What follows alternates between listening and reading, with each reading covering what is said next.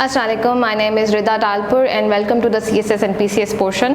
आज के इस लेक्चर में we are going to discuss few things. First of all we are going to discuss what CSS and PCS is, how do we are going to do the subject selection, and उसके बाद we are going to discuss about IR।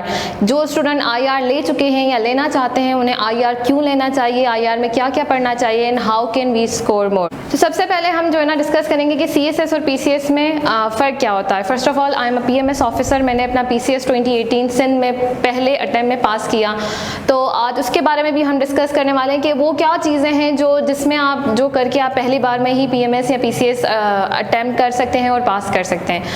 CSS और PCS में फ़र्क क्या होता है। The first difference between CS and PCS is that PCS is conducted by provincial governments. So provincial governments उसको लेती हैं। नाउ द सिलेबस जो होता है वो चारों सूबों का डिफरेंट हो सकता है। द सेकेंड थिंग इज़ कि इनके ग्रुप्स जो होते हैं वो डिफरेंट होते हैं। For example in CSS the test is conducted by federal government. The second thing is कि उनके जो ग्रुप्स हैं वो हमेशा एक ही होते हैं, लाइक उन 16 ग्रुप में से ही आपको एलोकेशन मिलने वाली है। लेकिन जो PCS के ग्रुप्स होते हैं उनमें थोड़ा सा फ़र्क होता है। कभी आपको PMS से होते हैं, कभी एक्सरसाइज टैक्सेशन होते हैं और कभी डिफरेंट डिपार्टमेंट्स होते हैं। द थर्ड इज़ कि इनकी डेट्स, जो एग्जाम्स की डेट्स होती हैं वो थोड़ी सी डिफरेंट होती हैं।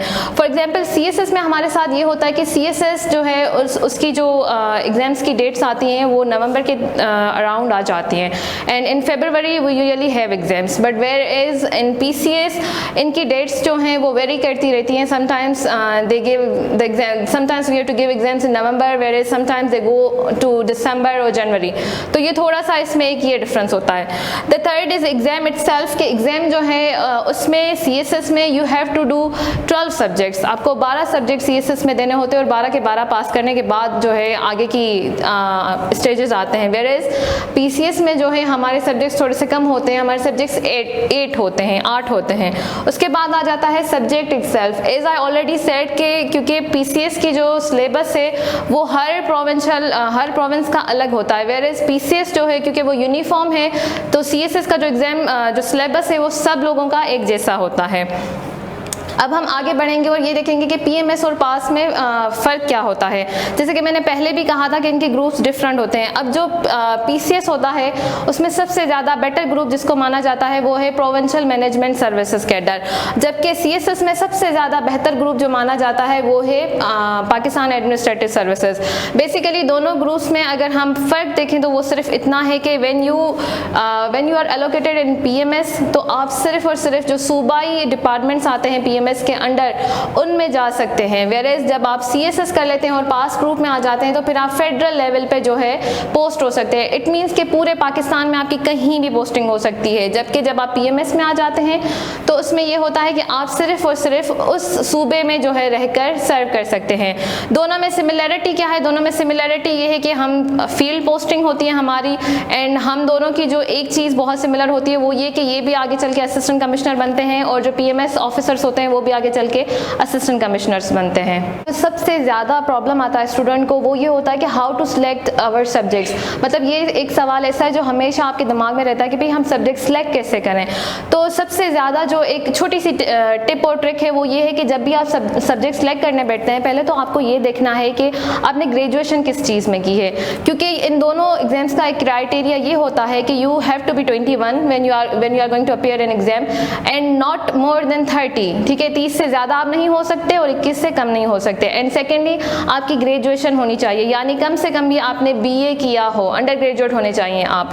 तो सब्जेक्ट सिलेक्शन पे आ जाते हैं तो पहली ट्रिक ये होती है कि आपकी ग्रेजुएशन किस चीज़ में हुई है। Like if you have done BSc in computer science, then computer science and some more subjects would be better for you to choose. लेकिन अगर बहुत सारी टीचर्स एंड स्पेशली मैं खुद भी कहती हूँ कि चाहे जिस भी चीज़ में आपकी ग्रेजुएशन हुई हो आप हमेशा सब्जेक्ट वो सिलेक्ट करें जिसमें आपका इंटरेस्ट हो, बिकॉज PCS एंड CSS की जो स्टडी होती है इट इज़ वेरी लेंदी। तो उसमें जो है ना आपको मोटिवेशन उसी चीज़ से मिलेगी जिसमें आप इंटरेस्ट ले रहे होते हैं। तो सबसे पहले जो सब्जेक्ट सिलेक्शन होती है उसके लिए हम जो एक ट्रिक करते हैं वो ये होती है कि हम उसके सिलेबस पढ़ते हैं। And the second is we have to go through the past papers. And the third thing is trend. Well I do not believe in this thing कि ट्रेंड की कोई चीज़ होती है, लेकिन लुकिंग एट फ्यू पेपर्स हमें लगता है कि हो सकता है कि अभी ट्रेंड आ गया हो कि कोई सब्जेक्ट ज़्यादा हिट हो रहे हैं और कोई सब्जेक्ट ज़्यादा हिट नहीं हो रहे होते हैं। लेकिन then again I will suggest कि जो हिट हो रहे होते हैं उसमें भी लोग 70, 80, 90 तक स्कोर करते हैं। वो स्कोर इसीलिए कर रहे होते हैं क्योंकि उनकी स्टडी का लेवल, उनकी मेहनत का लेवल जो है वो जो बाकी एवरेज स्टूडेंट है उनसे थोड़ा सा डिफरेंट होता है। इसलिए इस चीज़ की वजह से आपको किसी भी सब्जेक्ट को छोड़ना नहीं चाहिए। मेन थिंग इज़ कि अगर आपको लगता है सिलेबस पढ़ने के बाद जब आप उनके टॉपिक्स देखते हैं आपको लगता है कि भाई इनमें से कुछ चीज़ें ऐसी हैं जो वेरी इजी फॉर मी, मैं ये कर सकता हूँ या कर सकती हूँ, देन गो फॉर इट। फिर हम उसके देखते हैं 10 साल के पास्ट पेपर्स। अगर आप उनके पास्ट पेपर्स देखकर ये अंदाज़ा लगा गए हैं कि भाई ये ऐसी कोई चीज़ नहीं है, कोई ऐसी अजीब व गरीब मखलूक की चीज़ नहीं है जो हम नहीं कर सकते हैं, then you just have to go for that. उसके बाद आ जाते हैं कि आखिर हमें तैयारी कैसे करनी चाहिए। तो सबसे पहले हमने पास्ट पेपर्स देख लिए, उसके बाद हमने सिलेबस देख लिया। सिलेबस में ही हमें जो है रिकमेंडेड बुक्स होते हैं हर सब्जेक्ट के लिए, चाहे वो CSS हो या PCS हो, कम से कम 2 बुक्स आप ज़रूर रखें। अच्छा, हमें क्या CSS या PCS में नहीं करना चाहिए? मैं सजेस्ट करती हूँ कि कभी भी इंसान को किसी और के नोट्स नहीं लेने चाहिए। जब भी हम CSS की या PCS की तैयारी करना स्टार्ट करते हैं तो हमें सबसे ज़्यादा ये होता है कि हमें नोट्स चाहिए। हर किसी से हम नोट्स मांगते हैं। नोट्स जो है वो कभी भी एकेडमीज़ हों, किसी के भी हों, नोट्स हमेशा आप अपने बनाएं।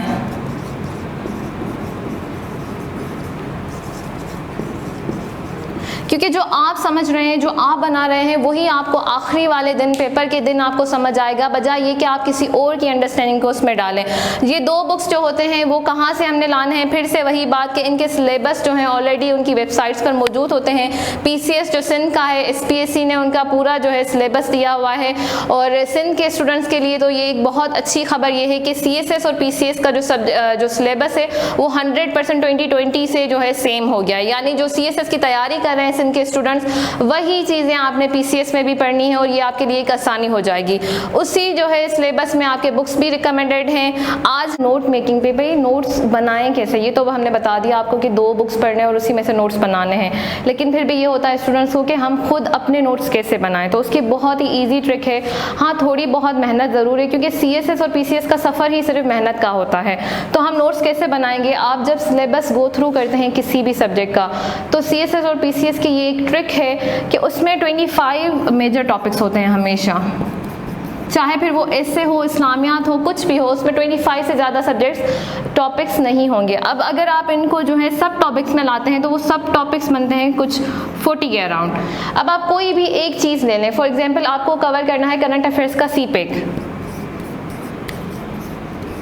तो जब आप CPEC को कवर करने वाले हैं तो पहले आपने क्या करना है? पहले आपने देखना है 10 साल के पास्ट ईयर्स के पेपर्स कि भाई CPEC जो है वो कहाँ से, कौन सी डायमेंशन से जो है ना CPEC के सवाल आए हैं। जब हमने वो डायमेंशन देख ली, अब हमने क्या करना है कि जो हमने 2 बुक उठाए थे, हमने उन बुक्स में देखना है कि इस टॉपिक के बारे में वो बुक्स क्या कह रहे हैं। हमने वो बुक्स को पढ़ा, उसके बाद हमने करना है गूगल। अब गूगल में हमने करना है, गूगल स्कॉलर पे जाना है और गूगल स्कॉलर पे भी हम CPEC की डायमेंशंस लिखेंगे जो पेपर्स में आई हुई हैं। For example CPEC and foreign policy है, CPEC एंड डेप्थ है, तो अब हमने उसको प्लस करके लिखना है। जब हम इसको लिखेंगे तो बहुत ज़्यादा जो है वास्ट लेवल पर हमें क्या आ जाएंगे, बहुत ज़्यादा जो है रिसर्च पेपर आ जाएंगे। हमने उन रिसर्च पेपर को पढ़ना है, उसके बाद हमने बुक्स को पढ़ना है और क्या करना है, डॉन जो है आई गेस कि सबको पता ही होता है कि जब आप ये स्टार्ट करते हैं सबसे पहले जो आप चीज़ करते हैं वो ये होता है कि आपने अखबार पढ़ना स्टार्ट करनी होती है। आप उर्दू की अखबार पढ़ें ज़्यादा बेहतर है, लेकिन इंग्लिश जो होती है वो मैंडेटरी होती है। वो ऐसी चीज़ होती है कि हम अक्सर बताते नहीं हैं, हमें होता है कि सबको पता होता है। तो हमने डॉन को देखना है या कोई भी इंग्लिश अखबार देखनी है, हमने किताब देखना है और हमने गूगल स्कॉलर से रिसर्च पेपर देखने हैं, जिससे इन 3-4 चीज़ों से जो है हमें काफ़ी मटीरियल मिल जाएगा। अब ये जो मटीरियल हमें मिल गया है, हमने उसको एक पेपर पे उतारते जाना है। वो हमारी होती है फर्स्ट नोट मेकिंग, जिसको हम डिटेल नोट मेकिंग कहते हैं। अब इसके बाद सेकंड स्टेप ये होता है कि जब आपने एक बार इसको पूरा हफ्ता दे दिया, आपने हर चीज़ बना ली, उसके बाद अब आप करते हैं सेकंड बार उसको स्टडी। इन ही नोट्स को जब आप पढ़ते हैं तो आप खुद ब खुद इनको प्रिसाइज करना स्टार्ट हो जाते हैं। उनको कहते हैं हमारे शॉर्ट नोट्स। जो शॉर्ट नोट्स हमें पेपर वाली रात जो है बहुत ज़्यादा काम आते हैं। सो दिस इज़ हाउ हम किसी भी सब्जेक्ट को बहुत आसानी से और बहुत ही जल्दी और बड़ी डिटेल में जो है कवर कर सकते हैं। तो आज हम जिस टॉपिक को कवर करने वाले हैं और जिस सब्जेक्ट को कवर करने वाले हैं वो एक ऑप्शनल सब्जेक्ट है जिसका नाम इंटरनेशनल रिलेशन है। कि हमने इंटरनेशनल रिलेशन क्यों लेना चाहिए। इंटरनेशनल रिलेशन जो है वो 200 मार्क्स का सब्जेक्ट होता है जिसमें पार्ट 1 एंड पार्ट 2 होता है। अब सवाल ये है कि इंटरनेशनल रिलेशन लेना क्यों चाहिए। तो सबसे पहली बात ये होती है कि इंटरनेशनल रिलेशन जो है वो करंट अफेयर से बहुत ज़्यादा जो है ओवरलैप करता है। इसके अलावा हम डेली बेसिस पे जो है फॉरेन पॉलिसी, फॉरेन अफेयर्स वगैरह ये सारी चीज़ें सुनते और पढ़ते रहते हैं। तो इसलिए IR को कवर करना इतना मुश्किल नहीं होता है। सेकेंडली इसकी थ्योरीज जो हैं वो एटलीस्ट मुझे तो बहुत ज़्यादा इंटरेस्टिंग लगी और वो आपको आगे चल के दूसरे सब्जेक्ट्स में भी समहाउ कोई ना कोई मदद करती रहती हैं। प्रिपरेशन भी आ जाते हैं कि भाई इंटरनेशनल रिलेशन की जो है ना प्रिपरेशन हमने करनी कैसे है। So if you want to be an average student then you can go for the CSS notes जो अकेडमीज वगैरह से होते हैं या किसी से बोरो कर लिए notes and then some outdated books हैं जिनको आप पढ़ के जो है समहाउ एवरेज मार्क्स ले सकते हैं। But now looking at the papers, हम अगर 2018 के बाद के पेपर्स देखें तो हम देख सकते हैं कि IR थोड़ा सा एनालिटिकल हो गया है। अब आप कुछ एवरेज बुक्स लेकर या कुछ CSS के नोट्स लेकर यानी अकेडमीज के नोट्स लेकर इसको पास करना थोड़ा सा मुश्किल हो गया है। फिर आगे चलते हैं कि इससे ज़्यादा यानी ये आपको लेट्स से 30 to 40 के बीच में मार्क्स दिला सकते हैं। लेकिन if you want to be better one then you have to go for something extraordinary, जिसके लिए इतना एक्स्ट्रा ऑर्डिनरी तो नहीं करना पड़ता। Next slide. लेकिन कुछ बुक्स हैं जिनको लेकर हमने IR को बहुत अच्छे तरीके से कवर कर सकते हैं। अगर IR को देखा था अगर IR को तोड़ा जाए तो उसमें 3 चीज़ें आती हैं। पहली होती है थ्योरीज, दूसरे होते हैं कंसेप्ट और तीसरा होता है इंटरनेशनल हिस्ट्री। तो अगर थ्योरीज को देखा जाए तो globalisation of world politics is one of the best and recommended books. Then we go for the world politics trends and transformation, once again very detailed and very good book. अगर 2 बाकी के ना भी पढ़ना चाहें तो इट्स ओके, लेकिन अगर आप इससे भी पढ़ के नोट्स बनाएं तो that would be even better. उसके बाद कंसेप्ट्स आ जाते हैं। तो कंसेप्ट्स में अगर हमने पहला बुक भी ले लिया, अगर उसको थोड़ा बहुत समझ लिया तो इट्स मोर देन इनफ। अब आ जाते हैं पेपर 2 पर। पेपर 2 जो होता है वो हमेशा ज़्यादातर जो है वो हिस्ट्री से आता है, यानी 2 से 3 सवाल हिस्ट्री के आते हैं और 2 से 3 सवाल आते हैं करंट अफेयर से। हिस्ट्री का जो है पेपर है वो हमने जो है बुक से कवर करना है और बाकी जो करंट अफेयर्स है उसके लिए हमने फॉरेन अफेयर्स की मैगजीन पढ़नी होती है। एनालिसिस कर लेते हैं सिलेबस का। तो पहले ही मैंने बता दिया कि पहले कॉन्सेप्ट्स आते हैं यानी थ्योरीज हैं इसकी, और उसके बाद करंट अफेयर्स है और उसके बाद हिस्टोरिकल इवेंट्स है।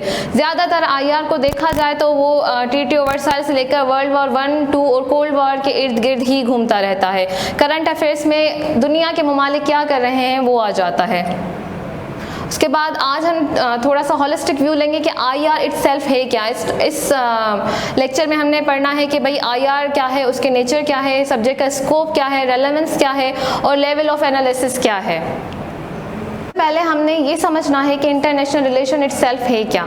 अगर हम इंटरनेशनल रिलेशन वर्ड को ही देखें तो उसमें से ही हमें समझ आ जाएगा कि इंटरनेशनल यानी कि नेशनल लेवल पर जो नेशंस एक दूसरे से रिलेशन कायम करती हैं उनको इंटरनेशनल रिलेशन कहा जाता है।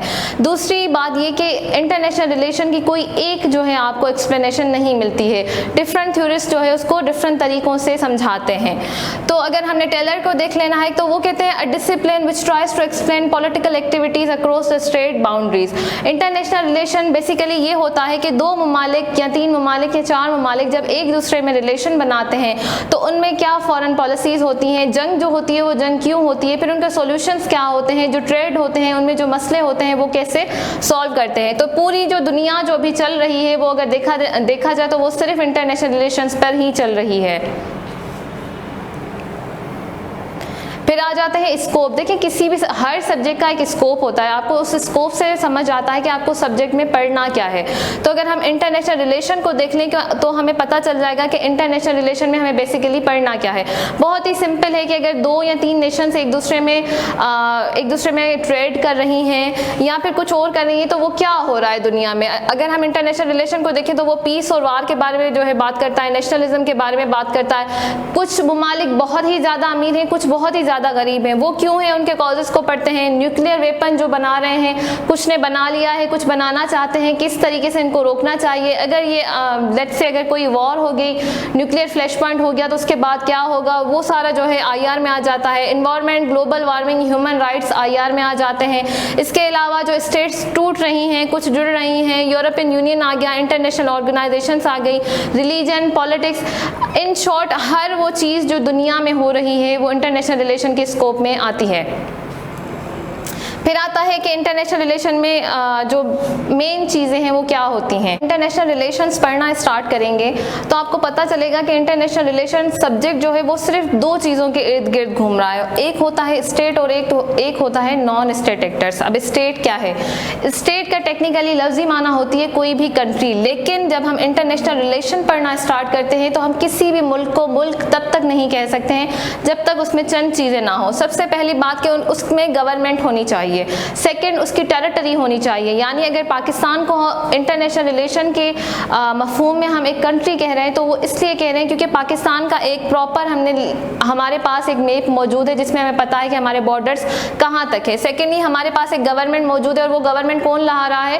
हमारे अपने लोग ला रहे हैं। उनके पास एक पॉपुलेशन भी मौजूद है। जो थर्ड थिंग है कि भाई चलें आपके पास गवर्नमेंट भी हो गई, आपके पास टेरिटरी भी हो गई, डू यू हैव पीपल, कोई आपके पास नेशन है? तो नेशन नहीं होगी तो कोई भी मुल्क नहीं कहलाएगा। देखिए फ़लस्तीन को जो है दुनिया की आधी रियासतें कंट्री मानती है, वेरेस कुछ जो रियासतें हैं वो उनको कंट्री नहीं मानती। उसकी सबसे बड़ी वजह यही है कि फ़लस्तीन के पास अभी तक एक टेरिटरी नहीं है, यानी उनके लोग आधे किसी साइड है और आधे किसी साइड है, और उनके पास क्या एक प्रॉपर गवर्नमेंट मौजूद नहीं है। तो उसके बाद है सॉवरेनिटी, यानी कि आपका जो भी आपका कंट्री है क्या आपका उस पर इख्तियार है। जैसे पाकिस्तान है, जैसे ही कोरोना वायरस की वबा उठी तो हमने फैसला किया कि हमने कंट्री को लॉकडाउन कर देना है।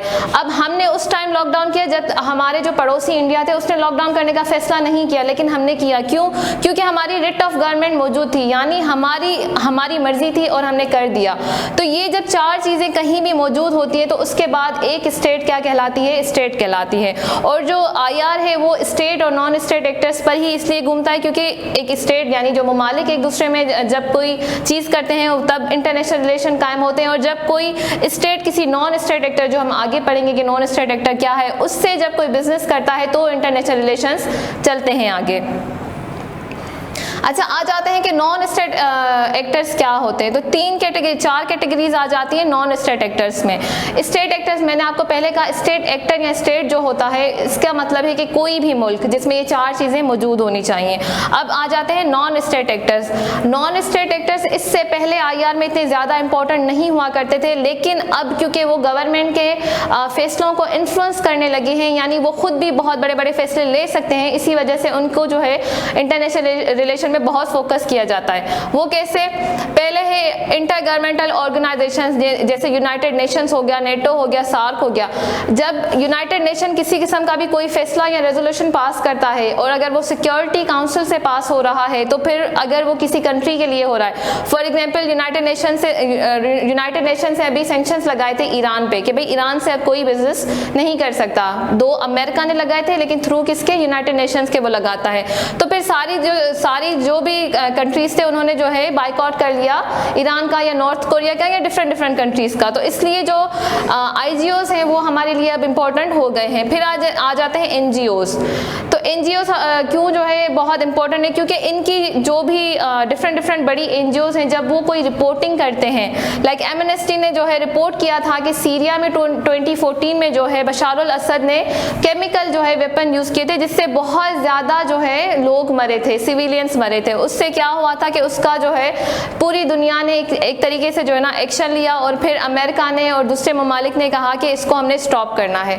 तो ये लोग भी जो है बहुत ज़्यादा इन्फ्लुएंस करते हैं आज की दुनिया में, इसलिए इनको नॉन स्टेट एक्टर्स में कहा जाता है। फिर आता है मल्टीनेशनल कॉरपोरेशंस। मल्टीनेशनल कॉरपोरेशंस जो है वो आज स्टेट से भी ज़्यादा जो है स्ट्रॉन्ग बन गई हैं। देखिए, जो जैसे मैकडोनल्ड है, KFC है, पिज़्ज़ा हट है, जो हमारे कंट्री में है, वो यहाँ पर लाखों करोड़ों का बिजनेस लेकर आती हैं और यहाँ से लेती हैं। अब अगर आप मैकडोनल्ड ही की मिसाल ले लें तो यहाँ पर बहुत ज़्यादा जो है एम्प्लॉयज़ उनके पाकिस्तानी जो है वहाँ पर काम कर रहे हैं। अगर किसी भी चीज़ की वजह से अगर मैकडोनल्ड कहता है कि मैंने भाई पाकिस्तान में अपना फंक्शन बंद करना करना है तो हमारे 3 से 5 लाख के दरमियान लोग क्या हो जाएंगे, अनएम्प्लॉयड हो जाएंगे। अब जो MNCs होती हैं वो, क्योंकि जो अमेरिका की लेट्स से मैकडॉनल्ड वगैरह है, अब अगर हम कहते हैं कि हमने कोई चीज़ जो हम अमेरिका की नहीं करना चाह रहे हैं या हमने उनका बिजनेस डिस्टर्ब कर दिया है, कुछ ऐसी बात हमने कर दी है किसी भी कंट्री ने, तो फिर वो अपनी कंपनी को कह सकता है कि भाई आप यहाँ से अपना बिजनेस वाइंड अप कर लें। अब जब 4 या 5 लाख लोग एक साथ जो है ना अनएम्प्लॉयड होते हैं तो फिर वो क्या हो जाते हैं, गवर्नमेंट के खिलाफ हो जाते हैं। फिर वो गवर्नमेंट मजबूर हो जाती है कि वो इन MNCs के साथ किसी किस्म की नेगोशिएशन करें। इसीलिए ये नॉन स्टेट एक्टर्स कहलाते हैं, क्योंकि ये इतने पावरफुल हो जाते हैं कि ये गवर्नमेंट या स्टेट के फैसले बदलने में उनकी मदद कर सकते हैं या उनको मजबूर कर सकते हैं। फिर जो लास्ट कैटेगरी आ जाती है वो होती है इलीगल एक्टर्स, यानी कुछ ऐसे जैसे तालिबान वगैरह हो गए। इतने सालों से जो है अमेरिका नहीं मानना चाह रहा था तालिबान को, लेकिन आखिरकार उन्होंने तालिबान की हुकूमत को माना और अब उनसे नेगोशिएशन करना स्टार्ट हो गए। वैसे तो तालिबान एक छोटा सा ग्रुप था 2002 तक, लेकिन फिर वो इतने बड़े और इतने ज़्यादा जो है ताकतवर हो गए कि उसको एक सुपर पावर ने आखिरकार आइडेंटिफाई किया और उनके साथ नेगोशिएशन की, तो वो भी एक नॉन स्टेट एक्टर्स में आ जाते हैं। IR की नेचर क्या है, जब आप सब्जेक्ट को भी पढ़ना स्टार्ट करेंगे तो आपको पता चलेगा कि IR बहुत डायनामिक है, यानी क्योंकि इंटरनेशनल रिलेशन जो है वो करंट अफेयर्स के इर्द गिर्द घूम रहा है। जो हिस्ट्री हो गई है, यानी जो फर्स्ट पार्ट है उसका हिस्ट्री तो भाई हो गई है, उसको मजीद जो है हम चेंज नहीं कर सकते, लेकिन जो करंट अफेयर्स चल रहे हैं वो क्या होते हैं, वो बार बार चेंज होते रहते हैं। तो पहली बात जो मैंने पहले भी कही थी कि इसकी कोई सिंगल डेफिनेशन नहीं है, there is no single definition of IR, everyone is going to use their own definition, क्योंकि कोई यूनिवर्सली एक्सेप्टेड डेफिनेशन इसकी नहीं है। तो जो जिसको समझ आता है वो उसको इस तरीके से बयान करता है। फिर है ऑपरेट करता है वो एनार्किक सिस्टम है। अब एनार्की क्या होती है, IR में एनार्की का मतलब ये होता है कि there is not even a single government जो पूरी दुनिया को गवर्न कर रही है। दो देखिए USA जो है वो बहुत पावरफुल है, लेकिन वो पाकिस्तान को मजबूर नहीं कर सकता कि वो कोई ऐसी चीज़ करे जो पाकिस्तान नहीं करना चाहता। तो इंटरनेशनल रिलेशन कहते हैं कि भाई सारे ममालिक जो हैं वो एक बराबर हैं, उनके ऊपर ऐसी कोई भी गवर्नमेंट नहीं है जो उसको मना कर सके। फॉर एग्जाम्पल अगर अमेरिका ने ये फैसला किया कि वो इराक में या अफगानिस्तान में जो है हमला करे या वहाँ वॉर ऑन टेरर स्टार्ट करे, तो इवन यूनाइटेड नेशन जो है वो फेल हो गया उसे रोकने में, यानी एनार्की है। एनार्की का मतलब होता है कि कोई ऊपर वाली कोई गवर्नमेंट उनके पास, कोई सिस्टम उनके पास नहीं है। सब्जेक्ट है वो इंटरडिसिप्लिनरी इसलिए है क्योंकि वो पॉलिटिकल साइंस से भी जो है ना बहुत ज़्यादा चीज़ें लेता है, वो सोशल साइंसेस से भी लेता है, वो कल्चरल रिलेशन से भी लेता है, वो क्योंकि वो बहुत ज़्यादा चीज़ों से मिक्स होकर जो है इंटरनेशनल रिलेशन का सब्जेक्ट बना है। उसके बाद ये है कि ये हमेशा कंसर्न क्या करेगा, ग्लोबल इश्यूज़ पे करेगा। अच्छा, ग्लोबल पे भी करेगा और इसके 3 लेवल से जो हम आगे पढ़ेंगे। अब सवाल आ जाता है कि भाई हमने इंटरनेशनल रिलेशन लेना क्यों है, आखिर इसका पर्पस क्यों है, ये सब्जेक्ट बना ही क्यों था।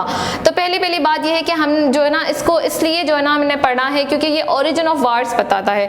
दुनिया में वर्ल्ड वॉर 2 के, कोल्ड वॉर के बाद कोई इतनी मेजर बड़ी वॉर नहीं लगी है, लेकिन अगर हम पास्ट हिस्ट्री में देखें तो इंसान जो है जब से उसने जो है ना हुकूमत करना स्टार्ट की तो उसने सिर्फ और सिर्फ लड़ाइयाँ की। तो इंटरनेशनल रिलेशन को बनाया गया ताकि हमें पता चले कि भाई कॉजेज क्या थे, कि अगर फिर से इस चीज़ के मतलब वो कॉजेज आना स्टार्ट हो जाए, जैसे अभी हम कह रहे थे कि भाई दुनिया शायद वर्ल्ड वॉर 3 की तरफ जा रही है, वो हम कैसे कह रहे थे, वो हम ऐसे कह रहे थे क्योंकि हमने ओरिजिन ऑफ वॉर्स वैसे ही पढ़ा हुआ था। फिर उसका दूसरा पर्पस ये कि भाई मेंटेन करना है पीस को, हमने कहना है कि अब हमने कोई इतनी बड़ी जंग नहीं लड़नी जिसमें बिलियंस ऑफ लोग जो हैं मारे जाएं। उसके बाद है the nature and exercise of power with in the global system, हमने ये पढ़ना होता है कि मुल्क जो है वो अपना पावर जो है वो कैसे यूज कर रहे हैं ग्लोबल अरीना में। फिर आ जाता है the changing characteristics of state and non state actors, भाई जो स्टेट और नॉन स्टेट एक्टर्स हैं वो इंटरनेशनल डिसीजन कैसे ले रहे हैं, क्यों ले रहे हैं। कभी कभी ऐसा होता है, देखिए 2015 तक जो है जो US था वो ईरान के बहुत खिलाफ था और फिर वो अच्छे दोस्त बन गए, और फिर क्या हुआ कि 2017 और 18 आता है, फिर से वो क्या हो जाता है कि वो एक दूसरे के दुश्मन बन जाते हैं। तो ये सारी चीज़ें जो है इंटरनेशनल रिलेशन कवर करता है। अगर ना होते तो फिर क्या होता, तो ये जो पहली बात बात है कि इंटरनेशनल रिलेशन जो हैं वो प्रमोट करते हैं ट्रेड को। अगर इंटरनेशनल रिलेशंस एक दूसरे में ना होते तो फिर जो है कि ट्रेड हमारे पास मौजूद ना होता।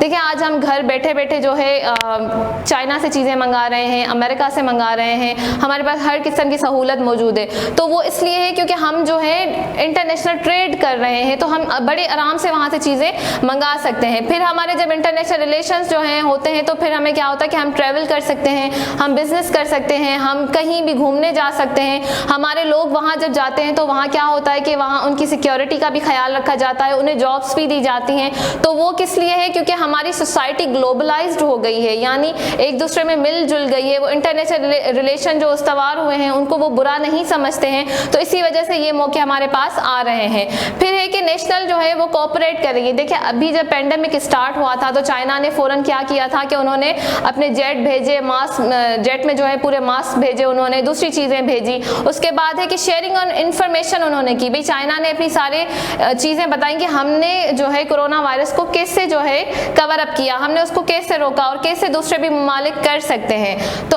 अभी अगर आपको देखना है कि इंटरनेशनल रिलेशन का फ़ायदा क्या है तो आप आज की दुनिया में देखेंगे इंटरनेशनल रिलेशन कैसे काम कर रहे हैं।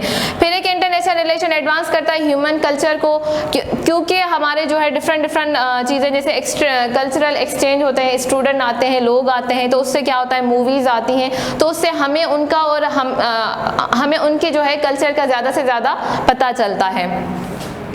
फिर है सिस्टमेटिक टूल्स ऑफ इंटरनेशनल। आखिर इंटरनेशनल रिलेशंस चले हमने कह दिया कि भाई ये सारी चीज़ें होती हैं, लेकिन ये होती कैसे हैं? तो सबसे पहले जो टूल है वो है डिप्लोमेसी। यानी पहले जो कोई भी मुल्क जो है जब किसी भी मुल्क से रिश्ता बनाना चाहता है तो पहले वो क्या करता है कि उनके यहाँ एम्बेसीज खोलता है। पहले तो उन्हें रिकग्नाइज करता है कि जब भी कोई फॉर एग्जाम्पल एक नया मुल्क बना है तो अब हमने जो है उस मुल्क को रिकग्नाइज, वो UN में जाएगा, वो वहाँ पर जो है अप्लाई करेगा कि भाई मेरे पास वो चारों चीज़ें हैं जिससे मैं स्टेट बन गया हूँ, अब आप मुझे जो है यहाँ पर एंट्री दें। जब वो इंटर हो जाएगा तो फिर दूसरे जो मुल्क होते हैं, जो दूसरे कंट्रीज होते हैं, they are going to recognise that country. वो कहेंगे कि हाँ हम इसे एज ए स्टेट रिकग्नाइज करते हैं। जैसे पाकिस्तान जो है इसराइल को आज तक स्टेट रिकग्नाइज नहीं करता है, ऐसे ही बहुत ज़्यादा मुल्क हैं जो फ़लस्तीन को स्टेट रिकग्नाइज नहीं करते हैं। अब उनका नुकसान और फ़ायदा क्या है?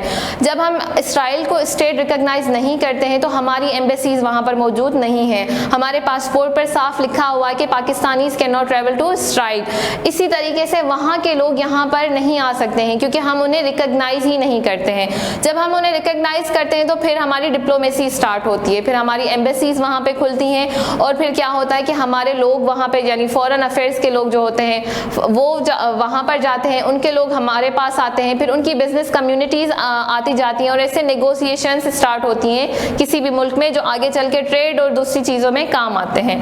फिर होती है सैंक्शंस के इंटरनेशनल रिलेशन सैंक्शंस जो है ना कैसे यूज़ करते हैं। सैंक्शंस ऐसे यूज़ करते हैं कि कोई भी कंट्री है, कोई ऐसी चीज़ कर रहा है जिससे दूसरों को नुकसान होता है। अगर हम ईरान का मिसाल ले लें कि US हमेशा उसको सैंक्शन क्यों करता रहता है? वो इसलिए कि US कहता है कि अगर ईरान के पास न्यूक्लियर वेपन आ गया तो वो हम सब के लिए ख़तरा बन जाएगा और सबसे ज़्यादा इसराइल के लिए वो ख़तरा बन जाएगा। तो पहले वो उन्होंने क्या किया, नेगोशिएशंस की कि भाई आपने जो है न्यूक्लियर वेपन नहीं बनाना है।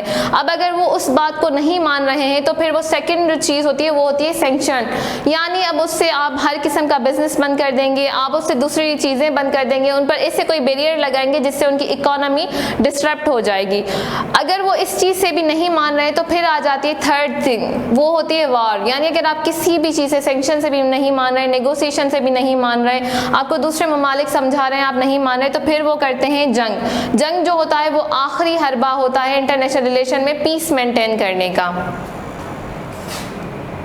अच्छा, फिर लास्ट इस लेक्चर की लास्ट थिंग आ जाती है कि IR को हम जब पढ़ते हैं तो फिर और कौन सी चीज़ पढ़नी चाहिए और कैसे जो है IR हमारे लिए इजी हो जाता है। वो होती है लेवल ऑफ एनालिसिस। हम कभी भी किसी भी जो है वाक़ये को जब पढ़ रहे होते हैं तो हम 3 चीज़ों से IR को पढ़ते हैं। पहला होता है इंडिविजुअल लेवल, कि हम वी हैव टू सी कि भाई इंडिविजुअल लेवल पर अगर कोई भी चीज़ हुई थी तो वो कैसे क्यों हुई थी। फॉर एग्जाम्पल अगर हम अभी देखें कि अगर ट्रंप ने जो है न्यूक्लियर डील ख़त्म कर दी, ईरान की न्यूक्लियर डील अगर ख़त्म कर दी, तो उस पर इंडिविजुअल लेवल पे हम अगर ट्रम्प को देखेंगे, उसकी पर्सनैलिटी को देखेंगे, तो ट्रम्प क्या है, वो एंटी मुस्लिम है, इसलिए वो हमेशा मुसलमानों से जो है वो एंटी रहता है। और ईरान जो है वो क्या है, एक मुस्लिम कंट्री है। देन वो क्या है कि वो अलाय है इसराइल का। और दूसरा वो वार मॉन्गर है, उसको हर चीज़ में क्या चाहिए, जंग ही चाहिए, उसको डिप्लोमेसी दिखानी ही नहीं है। तो उसने क्या किया, आते ही सबसे पहले जो स्क्रैप किया वो था ईरान डील। तो ये हो गया उसका इंडिविजुअल लेवल। जो भी लीडर होता है जो उस किस्म की, मतलब अगर आप वर्ल्ड वॉर 1 में देख लें या 2 में देख लें, तो आप उनके लीडर्स को जब समझेंगे, उनकी पर्सनैलिटी को जब आप देखेंगे,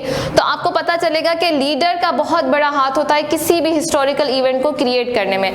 फिर आता है सेकेंड लेवल पर डोमेस्टिक लेवल पे, कि भाई डोमेस्टिक लेवल पे जो है या सोशल लेवल पे, स्टेट लेवल पे कौन से हालात चल रहे हैं जिसकी वजह से कोई भी वाकया होता है। अगर हम अभी उठाकर देख लें कि भाई मोदी ने ऑल सडन आखिर क्यों कश्मीर का इशू उठाया था, बैठे बिठाए उसको क्यों पाकिस्तान से इतनी जो है ना दुश्मनी पैदा हो गई है, तो आप देखेंगे कि मोदी सरकार में बहुत ज़्यादा चीज़ें हो रही हैं वो जो उसके खिलाफ थी, जैसे कि उसके बहुत बड़े स्कैंडल खुले थे करप्शन के। तो उन चीज़ों को डोमेस्टिक जो इश्यूज थे उनको सप्रेस करने के लिए और लोगों को जो है ना उनका ध्यान हटाने के लिए उसने क्या किया कि उसने पाकिस्तान का सहारा लिया और पाकिस्तान ये कहना स्टार्ट हो गया कि हम पाकिस्तान पे हमला करेंगे। तो उससे क्या हुआ कि जो आम आवाम थी उसको ये सारी चीज़ें भूल गई कि असल में मसले क्या थे। तो इसी वजह से जब भी हम IR का कोई भी मतलब हिस्टोरिकल इवेंट पढ़ रहे हैं या करंट इवेंट पढ़ रहे हैं, तो उसमें हम देखते हैं कि भाई स्टेट लेवल पर आखिर इसके क्या काजेज है, आखिर ये क्यों हुआ है। फिर आ जाता है थर्ड जो है इंटरनेशनल लेवल। इंटरनेशनल लेवल पे हम एनालिसिस करते हैं कि इंटरनेशनल जो है लेवल पे अभी सिस्टम क्या चल रहा है, आखिर वहाँ पर क्या हालात चल रहे हैं। फॉर एग्जांपल अगर अभी हम देखें तो इंटरनेशनल लेवल पे सबसे ज़्यादा अभी पेंडेमिक क्राइसिस चल रहे हैं। हर जो ऑर्गेनाइजेशन है वो क्या कर रही है, सिर्फ पेंडेमिक के बारे में बातें कर रही है। अगर इंटरनेशनल कम्युनिटी देखें तो सारे ममालिक एक दूसरे से ट्रेड के बारे में बात नहीं कर रहे हैं, जंग के बारे में बात नहीं कर रहे हैं, टूरिज्म के बारे में वो बात नहीं कर रहे हैं, सिर्फ एक ही चीज़ के बारे में वो सब बात कर रहे हैं, वो ये है कि आखिर इस कोविड से कैसे निपटा जाए। तो this is the last thing कि हम जो है हर जो इवेंट होता है उसको फिर हम थर्ड जो है एनालिसिस होती है वो होती है इंटर स्टेट या इंटरनेशनल लेवल पे हम उस चीज़ को देखते हैं। हम अब इसकी एक प्रैक्टिकल एग्जांपल ले लेते हैं कि ये जो 3 लेवल ऑफ एनालिसिस है कि अगर हम 2003 का अटैक देख लेते हैं कि आखिर ये अटैक क्यों हुआ था। तो इंडिविजुअल लेवल पर अगर देखा जाए तो सद्दाम जो था वो क्या कर रहा था, एक इंटरनेशनल गैम्बल कर रहा था। He was out of control, यानी वो ज़्यादा से ज़्यादा जो है क्या कर रहा था, सिर्फ वेपन जो है जमा कर रहा था। और फिर उसने क्या किया कि 2002 में उसने कुवैत पर हमला कर दिया। वो अमेरिका से जो है उसके हाथों से बहुत बाहर हो गया था। इसीलिए उस टाइम पे जो है अगर देखा जाए तो प्रेसिडेंट बुश जो था वो खुद भी एक डिप्लोमेट नहीं था, वो ज़्यादा वार मॉन्गर था। तो उसने क्या किया कि उसने बेहतर समझा कि इराक पे हमला किया जाए बजाय के नेगोशिएट किया जाए। उसी तरीके से सद्दाम हुसैन को जब दूसरे कंट्रीज़ ने जो है फोर्स किया कि भाई आप नेगोशिएशन पे आ जाएं, आप जो कर रहे हैं आप उसको छोड़ दें, तो उसने भी क्या कहा कि I am very powerful and I can handle it. और उसके बाद क्या होता है कि अमेरिका जो है इंडिविजुअल लेवल पर ये फैसला करता है कि अब इराक पे हमला करके सद्दाम हुसैन को हटाना चाहिए। फिर आ जाते हैं डोमेस्टिक लेवल पर। भाई डोमेस्टिक लेवल पर उस वक्त जो है बुश और जो है सद्दाम के इश्यूज ये थे कि सद्दाम से जो है डोमेस्टिक लेवल पर जो लोग थे वो बहुत तंग हो गए थे, क्योंकि वो जो है उसमें करप्शन बहुत ज़्यादा थी, जॉब्स बहुत कम थी, पॉवर्टी जो है बहुत ज़्यादा हो गई थी। इसी तरीके से बुश का क्या मसला था कि बुश की जो है next presidential election was very near, तो उसको कुछ ऐसा करना था जिससे अमेरिका जो है अमेरिकन पीपल ये फील करें कि we are the leader of world और हम जो है दुनिया को बचा रहे हैं। क्योंकि अमेरिका की एक आइडियोलॉजी है जिसको वो मैनिफेस्टेड डेस्टिनी कहते हैं, जिसमें वो कहते हैं कि हम ही जो है दुनिया के सेवियर हैं। तो जब भी इनके लीडर्स इस किस्म का कुछ करेंगे तो उनकी जो पूरी डोमेस्टिक यानी जो उनकी नेशन है वो उनको भरपूर सपोर्ट करती हैं। अब इंटर स्टेट या इंटरनेशनल लेवल पर देखा जाए तो क्या हो रहा था कि कोई भी स्टेट जो है वो इराक का साथ नहीं देना चाहती थी। इंटरनेशनल लेवल पे अगर आप सऊदी अरब उस टाइम देखें तो सऊदी अरब जो था या कुवैत पर बेसिकली इराक ने हमला किया था, जिसकी वजह से ये जंग स्टार्ट होती है। उसके बाद क्या होता है कि सऊदी अरब को भी डर लगता है और दूसरे जो अरब कंट्रीज़ हैं उनको ये डर लगता है कि अगर सद्दाम हुसैन ने कुवैत को नहीं छोड़ा तो दूसरा जो है वो हमला करेगा सऊदी अरब पर, और सऊदी अरब से आगे चलते हुए वो बाकी जितने भी अरब ममालिक है वो उसके कंट्रोल में आ जाएंगे। तो उन सबको डर था कि इराक को आगे नहीं बढ़ना चाहिए। इसलिए वो क्या करते हैं कि जब यूएस उस पर हमला करने की ठान लेता है तो कोई भी जो है इराक को ब्रेक नहीं करता है। तो this is how we are going to break any event. उससे हमें जो है आईआर के बारे में ज़्यादा समझ आ जाएगा, और जो पार्ट 1 होता है उसमें हमेशा हम एनालिसिस ज़रूर देते हैं। ओके गाइस, ये आज का एक छोटा सा ओवरव्यू था आईआर के बारे में कि हमने आईआर में क्या पढ़ना है, आईआर में हम क्या पढ़ते हैं और कैसे पढ़ते हैं। और एक छोटी सी चीज़ जो मैं बताना भूल गई कि आप किसी भी सब्जेक्ट को जब कवर करते हैं, आपने नोट्स बना लिए, आपने बुक्स पढ़ लिए, लेकिन if you are not practising it, if you are not writing down these things, तो फिर आपको वो चीज़ें भूल जाएंगी। तो आप जो भी सब्जेक्ट पढ़ रहे हैं उसे पढ़ें, उसके नोट्स बनाएं, उसके बाद उसको प्रैक्टिस करें। आई होप कि आपको ये सब कुछ समझ आया होगा। Please do share and subscribe this channel. अल्लाह हाफ़िज़।